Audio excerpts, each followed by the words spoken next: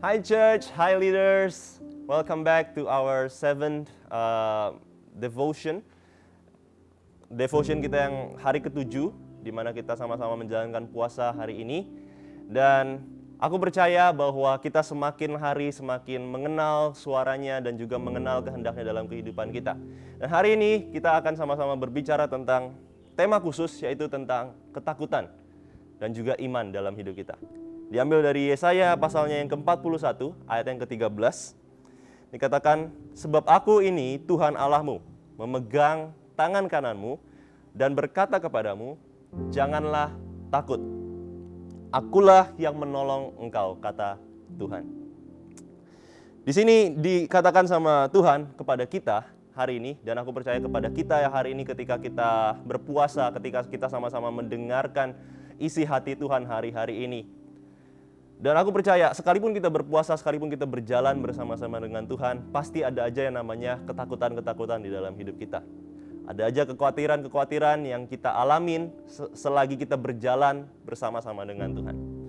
Dan aku percaya bahwa Tuhan ingin kita untuk meninggalkan ketakutan tersebut. Ketakutan tidak boleh ada di dalam hati kita. Tidak boleh memiliki tempat atau space dalam hati kita. Kenapa? Karena ketakutan itu yang membunuh iman kita. Kalau kita tahu Tuhan Yesus itu berkali-kali mengucapkan perumpamaan-perumpamaan atau bahkan instruksi-instruksi tentang kekhawatiran. Janganlah khawatir karena burung udara pun diberi makan. Janganlah khawatir karena tidak menambahkan satu hasta saja di dalam kehidupanmu.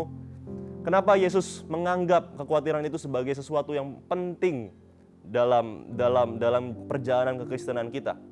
Karena aku percaya kalau kita terus-terusan menghold atau holding that fear atau holding that doubt to God, itu akan membuat kita semakin lama semakin mati di dalam iman. When we praise God, we grow our faith, and when we praise our problems, we grow our fear. Mana yang kita pilih hari ini? Faith or fear? Maukah kita hidup di dalam iman hari ini atau kita hidup di dalam ketakutan hari ini?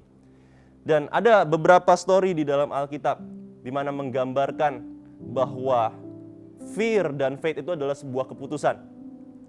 Kita hari ini ingin memilih iman atau kita mau memilih ketakutan. Kalau hidup di dalam masalah itu sudah pasti. Dalam kehidupan ini kita nggak akan pernah luput dari yang namanya masalah. Season demi season kita akan pasti mengalami masalah.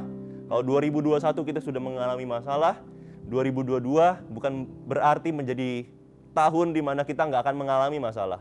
Bahkan aku percaya ketika kita mau dibawa from glory to glory, dari kemuliaan satu ke kemuliaan lain, kita pasti justru akan diproses sama Tuhan. Dan proses inilah yang harus kita lalui, yang harus kita jalani. Pilihannya adalah kita mau menjalani atau kita mau lari dari sana dan kita tidak mengalami yang namanya level up dari Tuhan. So, kita harus memilih faith hari ini. Dan seperti firman-firman Tuhan katakan di cerita-cerita yang ada di dalam Kisah Para Rasul contohnya. Seperti Paulus ketika ia ada di dalam satu penjara, mungkin dia mengalami ketakutan karena mungkin besok adalah hari kematiannya. Kita nggak tahu kapan vonis itu akan berjalan, bahwa Paulus akan mati dipenggal ketika itu. Tapi yang dia lakukan adalah memuji Tuhan. Sekalipun dia masih ada di dalam circumstances yang sama. Dia belum keluar, dia belum bebas dari circumstances itu, tapi dia memilih untuk memuji Tuhan. Dia memilih untuk meninggikan nama Tuhan. Dan ketika dia meninggikan nama Tuhan, ketakutannya itu berkurang.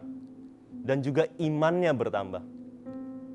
Dan begitu juga dengan Tuhan Yesus ketika ia ada di Taman Getsemani sebelum ia diserahkan kepada orang-orang yang mengejar dia. Yang Yesus lakukan bukanlah mengeluh, tapi dia berbicara dengan Tuhan di dalam doa. Firman Tuhan katakan, ungkapkanlah segala kekhawatiranmu di dalam doa dan ucapan syukur. Kitab Filipi katakan. Maka dari itu ketika kita di dalam masalah seperti hari ini, bukannya harus kita lari dari masalah ini. Bukannya kita minta sama Tuhan, bahkan Tuhan, aku nggak mau ada di masalah ini. Tuhan, keluarkan aku dari masalah ini. Tapi yang justru kita harus lakukan adalah berdoa dan juga mengucap syukur. Dan memuji-muji namanya. Nyanyikan pujian, praise Tuhan. Dan dengan demikian itu sama seperti kita menaruh kepercayaan kita di dalam Tuhan. kita menaruh iman kita kepada Allah yang memelihara kehidupan kita. Aku percaya bahwa Tuhan memelihara hidupmu. Tuhan memelihara hidupmu dari alfa sampai omega. Apapun yang terjadi dalam kehidupanmu, itu tidak di luar kehendak Tuhan. Itu tidak di luar kedaulatannya Tuhan. Ada lagu yang berkata, God is on the throne. Tuhan ada di tahta. Artinya segala sesuatu yang terjadi dalam kehidupanmu, Tuhan sudah tahu. Dan Tuhan berdaulat atasnya. Tuhan yang menghendaki hidupmu untuk hidup di dalamnya. Aku percaya ketika kita terus berjalan demikian dengan iman dan juga dengan kekuatan yang diberikan oleh Tuhan, Tuhan akan menunjukkan kemuliaannya di dalam hidup kita. Karena Dia adalah Allah yang baik, Dia adalah Allah yang mengasihi kita dan tidak pernah meninggalkan kita. Mari kita sama-sama berdoa.